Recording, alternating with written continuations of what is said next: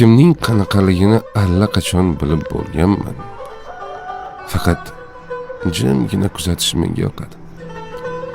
Chunki natijasi go'zal bo'lishini bilaman. Chunki men Robbimga tavakkal qilganman.